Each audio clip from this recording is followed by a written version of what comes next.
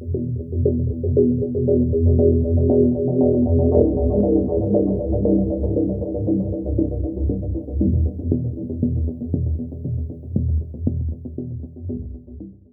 everybody, it's August Bank Holiday Monday, which means it's the Sedges Topkit League final at last.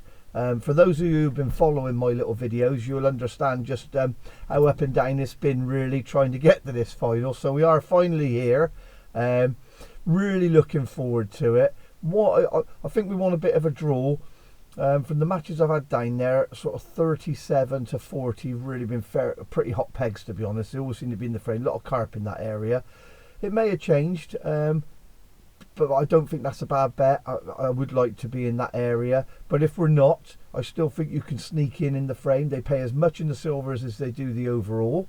So there's quite a few people to pick up. It's the top 10 from both groups will be in the final, so 20 of the finest, if you like. So really looking forward to it. Good fun. So let's get down there and let's hope we're bungo.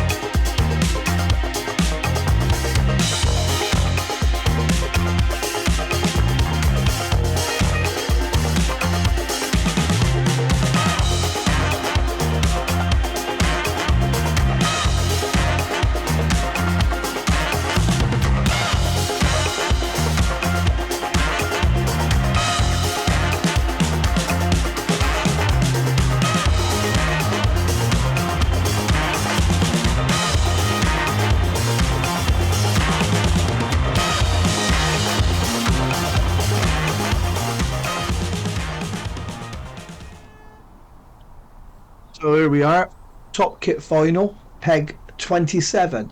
Tiny bit of meat to start with, as you can see, not going mad at all as per usual, just see what's in the peg. Little skimmer. It was funny at the draw, we actually drew early because everybody was here. They went ahead and done the draw. I was actually still getting my kit out the van, and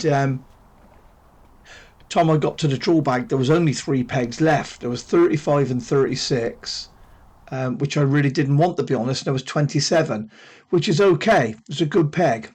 I wouldn't say it's the best peg, but it's a good peg. So I really want 27, and incredibly I put my hand in, 1 in 3 chance, and I got it. So well happy with that. So a steady start, as you can see, throwing a little bit of meat, 7mm meat. Not going crazy with the feed, just building the peg very slowly.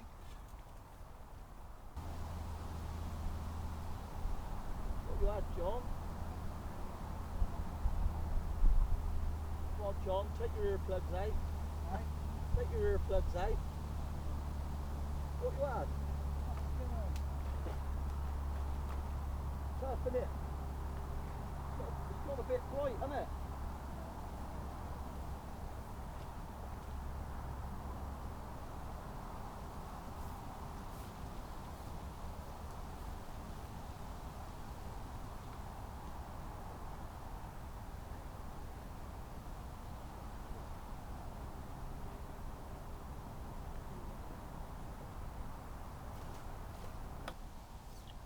As I was saying, just feeding tiny amounts, just building that peg nice and steady, and just seeing how they react to the feed. Really, it's very bright at the moment, as you can see, quite flat. There is a breeze, typically blowing into the other bank really, and up past me into the top end of the lake, and it's blowing right into sort of the really favourite pegs we mentioned earlier, 37 to 40, but it's no good worrying about that. It's head down here. I'm happy enough, and we're catching.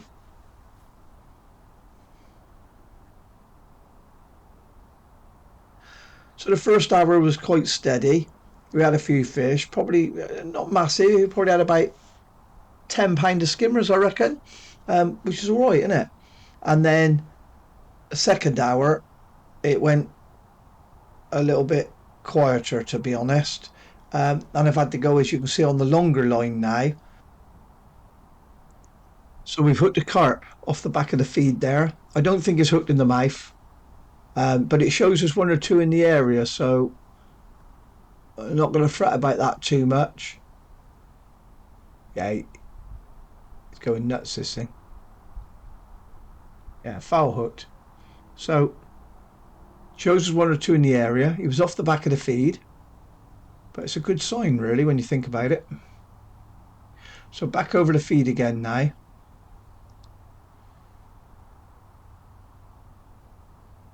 And we got a carp on right over the feed. So that's great news.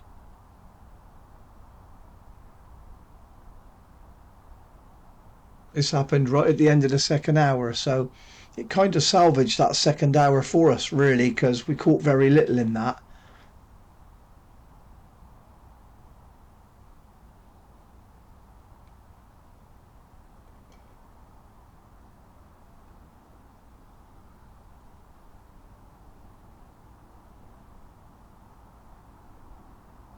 There's no rush on these early fish. Always take your time. Last thing you want to do is lose a fish that's properly hooked. Otherwise it messes your temperament up, doesn't it? Make sure these fish, like I say, it's still well early days. We're just coming up the 2 hour mark. I'm still loose feeding the meat, as you can see, a 7mm meat. Standard sort of meat fare for us. It's a 2.0 rig line. As you've seen earlier when I was setting up, it's a 4x14 rube, wire rube, because it can tow here if the wind gets up. And yeah, and we got him. That's nice, handy fish that. About £8. And yeah, an 016 hook length and a 16 B911. Now we've changed the feed in. We've had a bit of time to think in that second hour, and it hasn't really happened. I'm not saying they didn't want the meat coming in on their head sort of thing, but just reining that meat in just wasn't quite right. So I fed about 90 mil of micros with about 20 to 25 pieces of 7 mil meat via the big cup. And then as soon as I fed it, I've gone off the back of the feed, as you can see, and we had a skimmer. I'm still flicking the odd little bit of meat in because I don't want me fish on a sixpence just where I've cupped it in, but I'm not throwing in the meat anywhere near as much.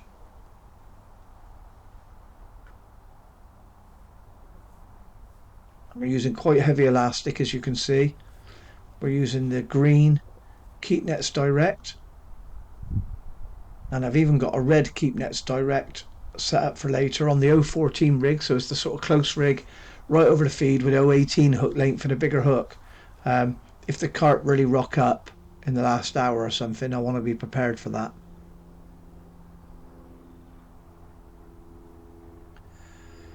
We're off the back of the feed again. You can see the length of line there to the float. So you're just sort of reading the peg all the time. Yeah, you're sort of reading. When you catch them right on top of the feed where you've cupped in, you don't want to stay on it too long. You know, as soon as you're waiting a few minutes, if you're waiting 4 or 5 minutes, I want to come off of it then, because I don't want to catch every single fish right on top of it. Oh, and that's a little bonus, isn't it? I thought that was a skimmer.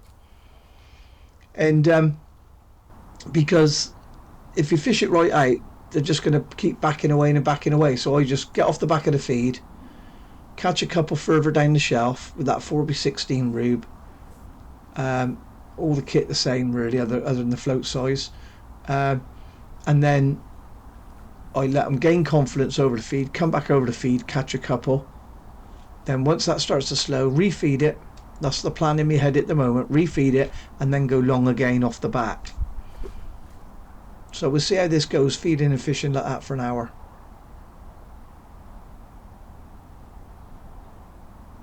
How big are those carp you're bagging, John? Eh? 3? How big are they? £8? Oh, well done, mate.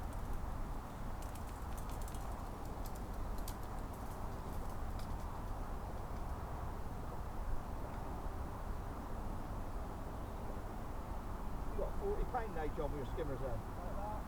Have you? Fair play, mate. Nothing for. Eh? Sorry, mate, I'm deaf in the right ear. What's that? No, seriously, I've got to go to the quack. That motorway's...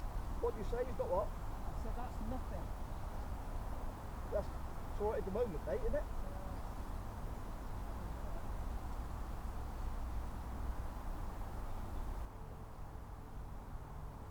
So yeah, we're on the 4x14 over the feed again now.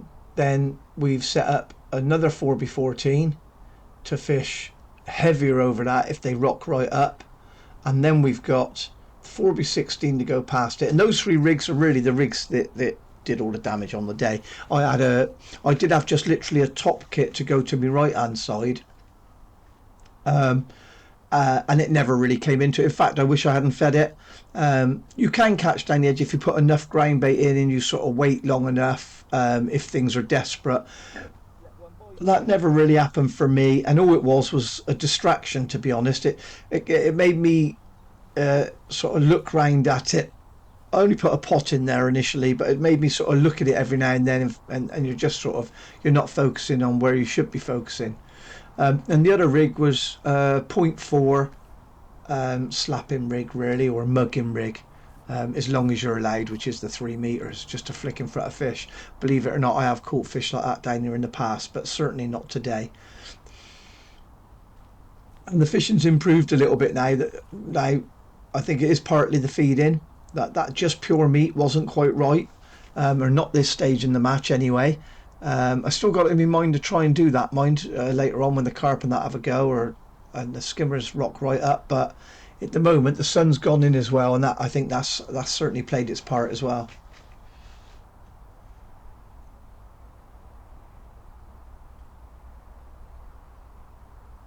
So it's a nice simple match, isn't it? Which is what you want really.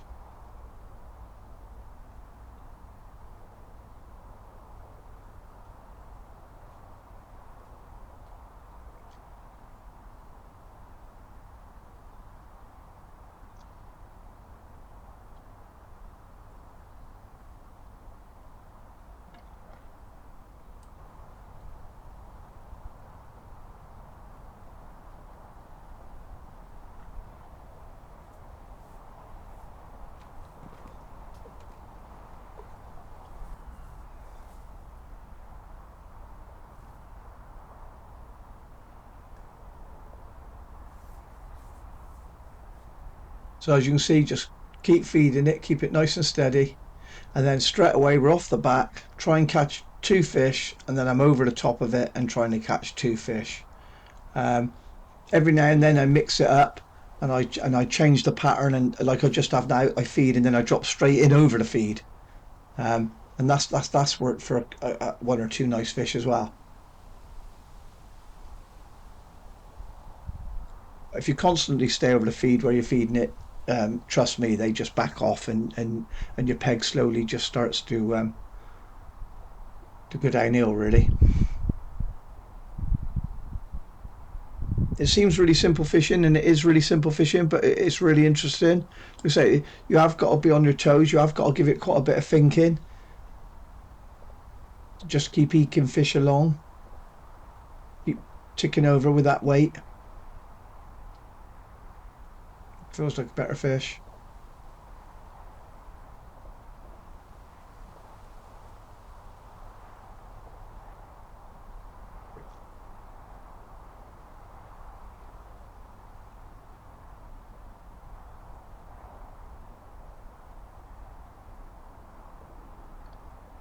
Sorry, John. Hey? Sorry, mate. There's one coming your way. See him?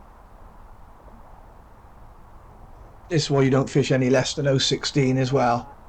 They're just too big and powerful. They do you on their fins, to be honest, on that 016 this deep water. They put their heads down, they touch the line with their pectoral fins and that, and they just have you off. And the skimmers don't mind it either. If you get the feeding right, the skimmers will have that 016. They don't worry whatsoever.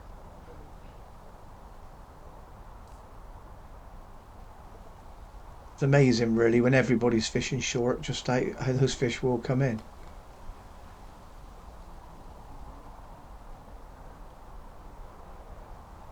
I do believe it's a very fair way of fishing as well, to be honest.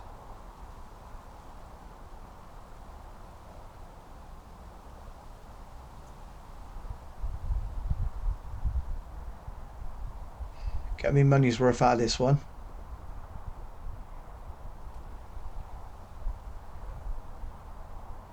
It's decent fish though, and it's still like early enough in the match. You know, we're halfway now.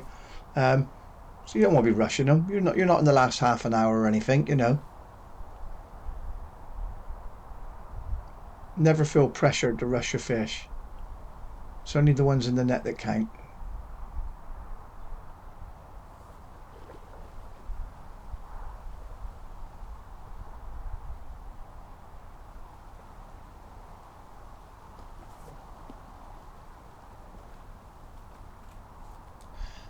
So that worked well, didn't it? What we did there is we fed, fished off the back of our feed, like we were saying, and we sort of went through that process several times. A couple of fish off the back, a couple of fish on top of the feed. We let them sort of done that for 3 or 4 feeds, got them a bit, you know, settled, and then the next time we fed, and then went directly on top of the feed, and then, you know, within seconds, as you can see, we had a nice big carp. Great bonus.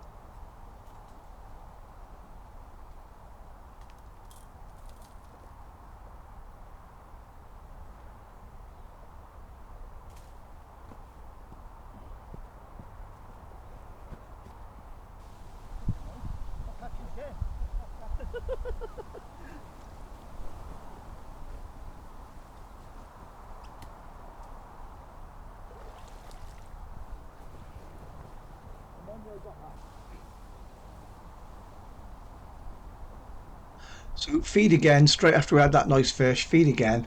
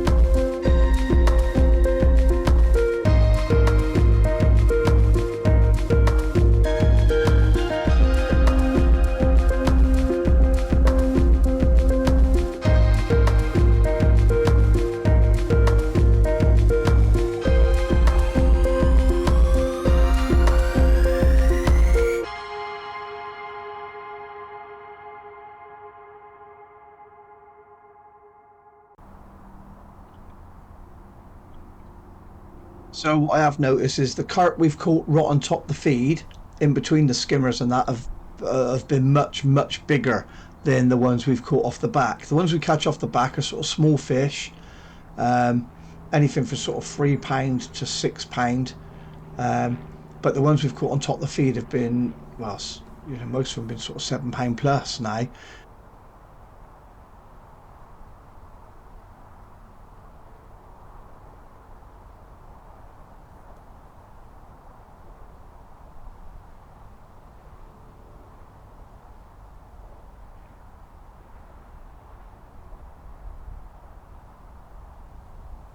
And that little tactic of luring those fish into a full sense of security, you know, by feeding and not going on top of the feed, by going off the back, then every now and then making a feed, that 80, 90 mil micro, 25, 30 pieces of 7 mil meat, and then dropping straight on top it, is caught us one or two bonuses doing that, really. Just had that little full sense of security. It's worked quite well.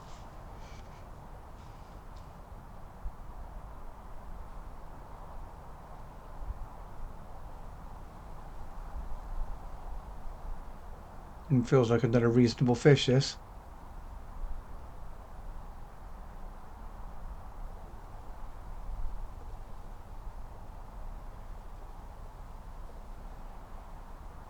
And the wind seems to have dropped right off, so not such a massive advantage to the other side now. There is still a bit of a ripple over there up in those sort of last 4 or 5 pegs, that sort of 36, 37 at the 40, but otherwise it's dropped for most now. All those sort of little things are massive, really, when you're fishing.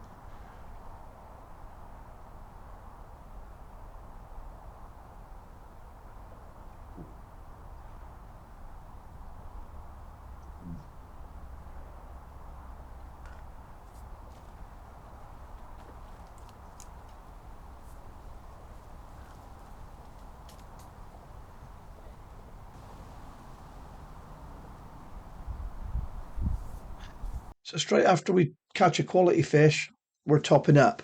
Later on, that might change. We might end up just throwing some meat in whilst we're playing the carp and trying to line another one up. But at the moment, this early in the match, it hasn't really worked out that way. So, as I say, we catch one decent fish on top of the feed, and we refeed. Then off the back, as I was saying earlier, a couple of fish like this one, and then back over that feed, couple of fish, and just, you know, repeat the process for 3 or 4 times, and then go straight in on top of the feed after you've fed, and see if you can catch a bonus.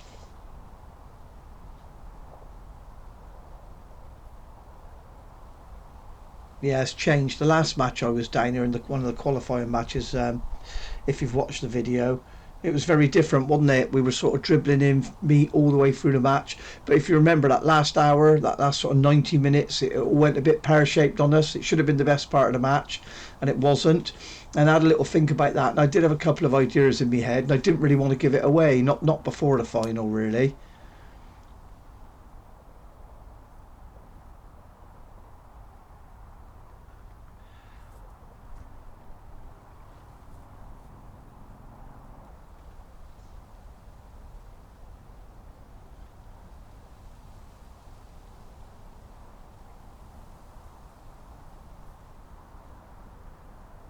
It's only simple things, really, but when you think of all the methods and all the, you know, the rigs and all the baits you could use here, you know, you don't you, there's a lot to choose from. So to find it down to method and game plan that's going to suit yourself as an individual, it takes a little while. So you don't want to give it away.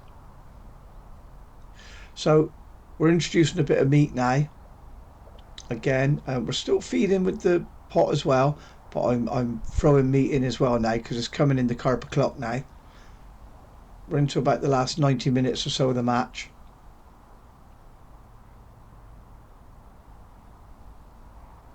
And the safest time to throw meat is when you're playing a fish, because you can't foul hook anything.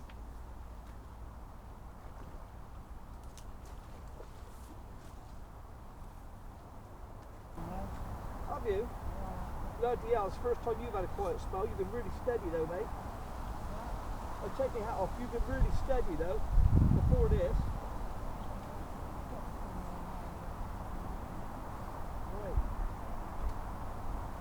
got though? What you had? What, mate?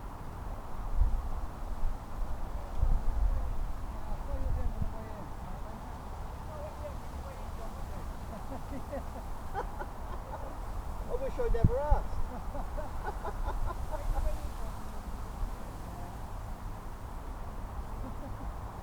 I got 70, John. You got that, have you? I love a bit of banter. I think it's all part of the game, isn't it? It's, you know, bit of banter, nice breakfast, meeting up with mates, catching some fish. I mean, we're all very competitive, aren't you, if you're a match angler? Anybody who says they don't mind if they win or not is fibbing a little bit, or you wouldn't be fishing a match. You'd just be pleasure fishing with your mates. But I just love it. Everything about match fishing, I absolutely love it.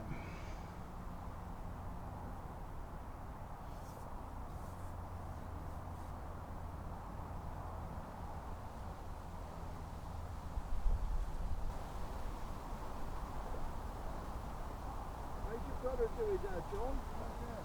Really? How's Sean doing, have you said?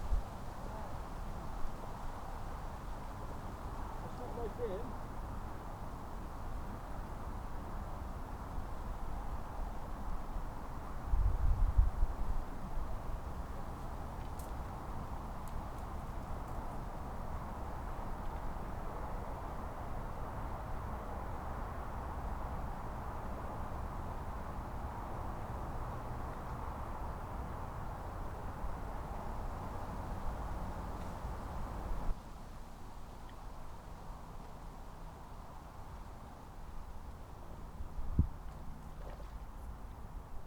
These skimmers down here are amazing, aren't they?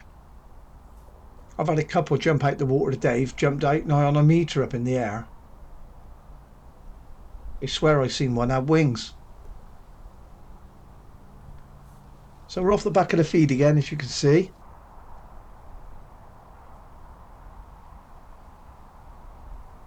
And we do use, I should have said, we do use a little bit of back shot because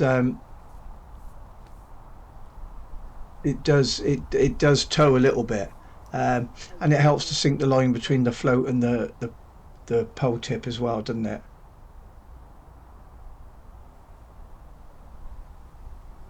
It stops any sneering wind sort of catching that line between the pole tip and the float and pulling it out of line as well. And I don't mind it going with the tow, but you don't want any movements on the float that shouldn't be, that aren't sort of natural, if you like.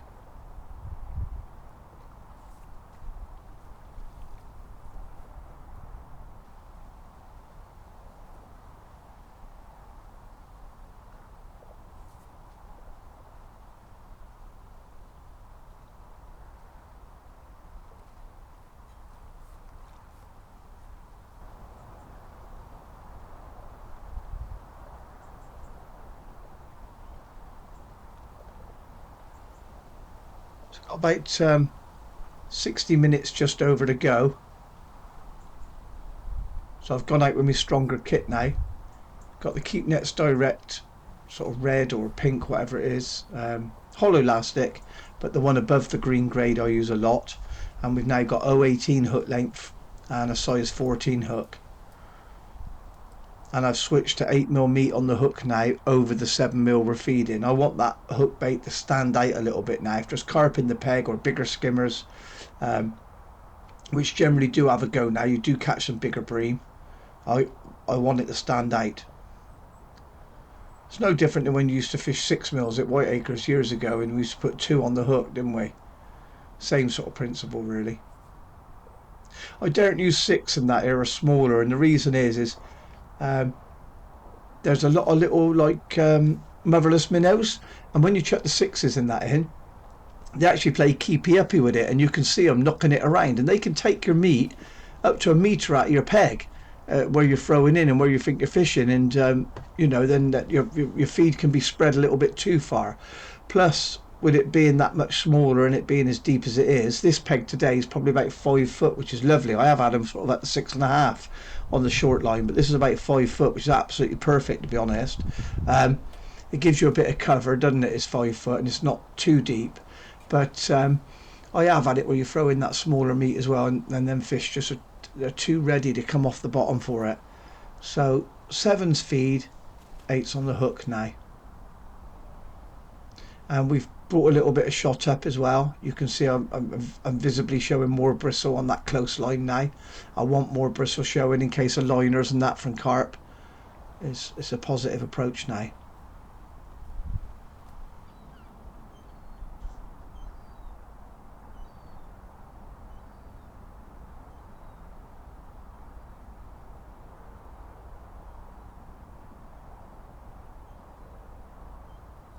Straight away he just sat on the bottom. When I hooked that, you feel that was a bigger fish with a bit of weight.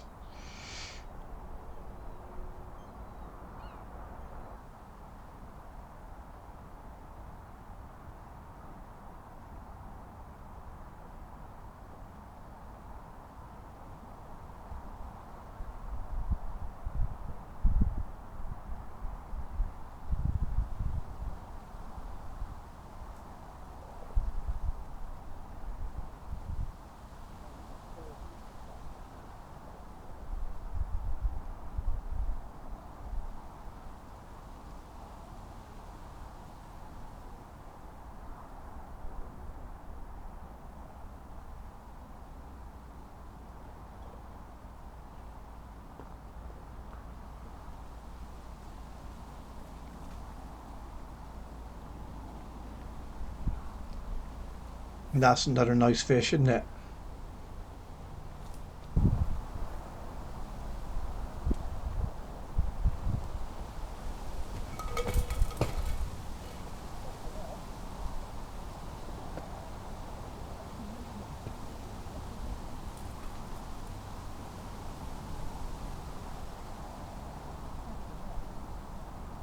Oh, my leg went. I nearly went in then, John. That wouldn't have been very funny, would it?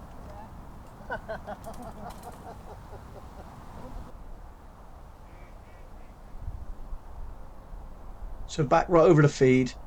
We're mainly over the feed now. We're not looking to go off the back of it. The fish want to feed now. So I'm throwing meat in. Every now and then I throw a little bit of meat in. Not too much. Not too frequent, I should say. I don't want them coming off the bottom or any foul hooking. Nightmare. Just snap the fucking Topkit, John.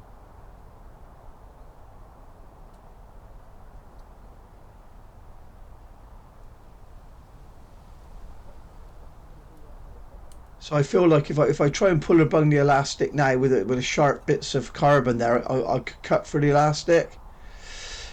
So I'm just trying to work out the best way to tackle this, to be honest. So yeah, we take it apart and we use the number 2 there. Let the number 3 just hang behind. There's a smooth edge, isn't it, on the number 2? The only thing is it's very short, isn't it, to try and land the fish. I'm certainly going to have to reach. It's a decent fish again as well. Still confident of getting it in.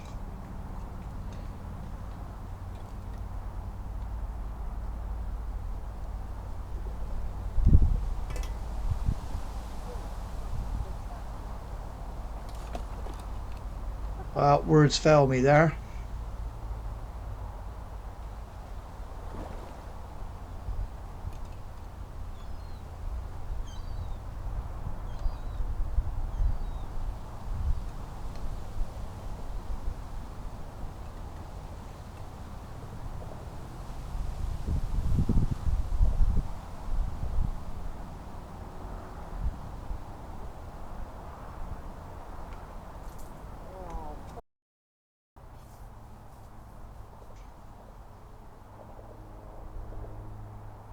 Feed again straight after.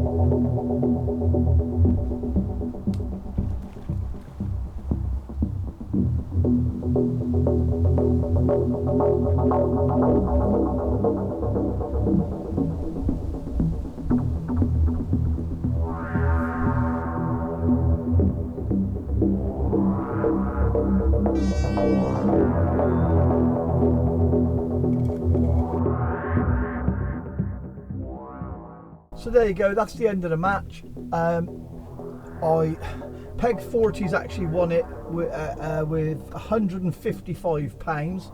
I was second with £151, which I'm really pleased about, because sort of getting down here, we were a little bit all over the shop, weren't we, trying different things. For those of you who followed this will know that I was all over the shop, but finally we got some sort of game plan together, and it worked well. And we've actually had £60 of skimmers as well in our £151, which won us the silvers overall as well. So double bubbled. I don't normally show me money off because I never think it's right for those people who haven't picked up in that, but on this occasion I'm just very pleased about it, like I say, because the sort of game plan came together. Thanks ever so much for watching again, and don't forget, it's best to be bungo.